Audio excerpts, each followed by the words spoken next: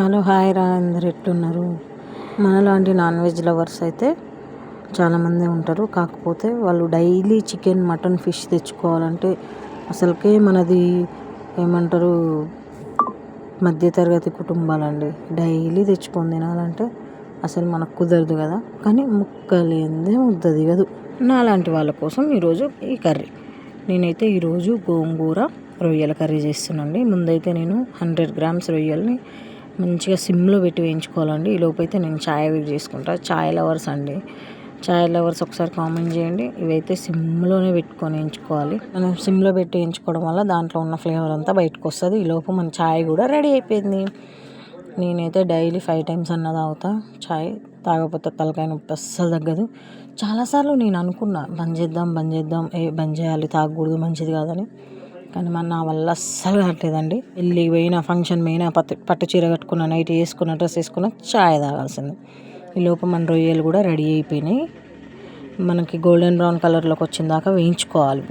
నేను దీనికోసం 2 పెద్ద ఆనియన్స్, 4 పచ్చిమిర్చి చీల్చుకొని పెట్టుకున్నా.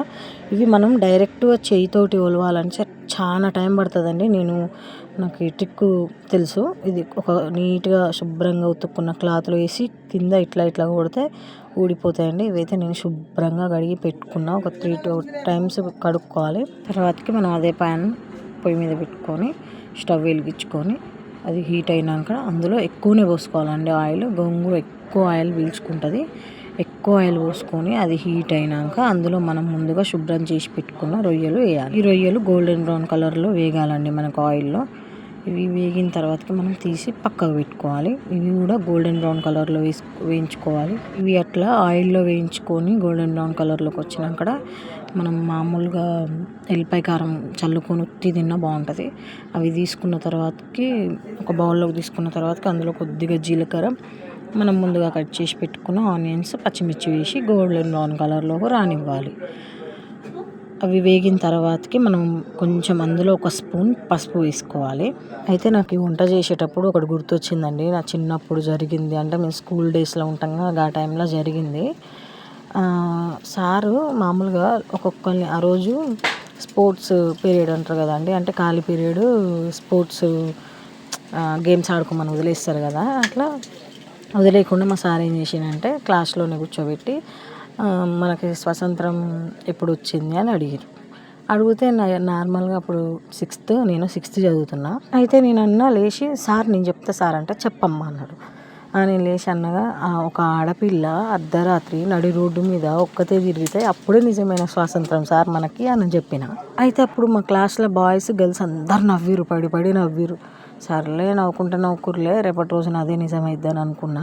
కానీ ఇప్పుడు నాకు అర్థమైంది ఏంటంటే, నిజమైన స్వాతంత్రం ఆడపిల్లకి ఎప్పుడు వస్తుందంటే, ఒక భర్త కానీ, తండ్రి కానీ, తమ్ముడు కానీ, అన్న కానీ తనకి నచ్చినట్లు ఉండనిచ్చి, తనకి నచ్చిన ఫుడ్ తినిచ్చి, తనకి నచ్చిన డ్రెస్ వేసుకొని ఇచ్చినప్పుడే ఆడదానికి స్వతంత్రంగా ఉన్న ఫీలింగ్ ఉంటుందని నా ఉద్దేశం. నేనైతే నా ఒపీనియన్ చెప్పిన, అది నీకే వదిలేస్తున్నా. నెక్స్ట్ ఇందులో అల్లం వెల్లిగడ్డ పేస్ట్ వేసి కొద్దిగా లైట్గా కారం వేసుకోవాలి. మనకి టేస్ట్ సరిపోయినంత కారం, ఉప్పు వేసి బాగా కలిపి అందులో కొద్దిగా వాటర్, చిన్న టీ గ్లాస్ అంత వాటర్ పోసి అవి కొద్దిగా దగ్గరికి అయిన తర్వాతకి అందులో మనం ఫస్ట్ శుభ్రం చేసి పెట్టుకున్న గోంగూర వేసుకోవాలి.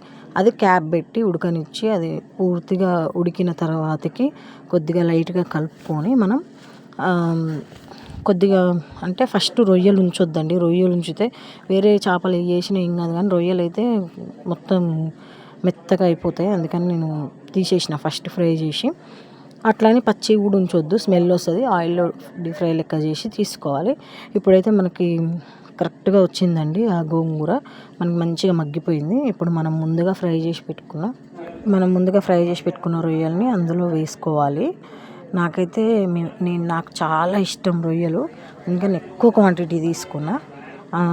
చూస్తే మొత్తం రొయ్యలే ఉన్నాయి ఆ కూరలో, గోంగూరలో. తర్వాతకి నిజంగా నేను ఇప్పుడు కూడా అయితే వాయిస్ ఓవర్ ఇస్తున్నా, కానీ ఇప్పటికి కూడా నా నోట్లో నీళ్ళు ఊరుతున్నాయి ఆ టేస్ట్ తలుచుకుంటానే.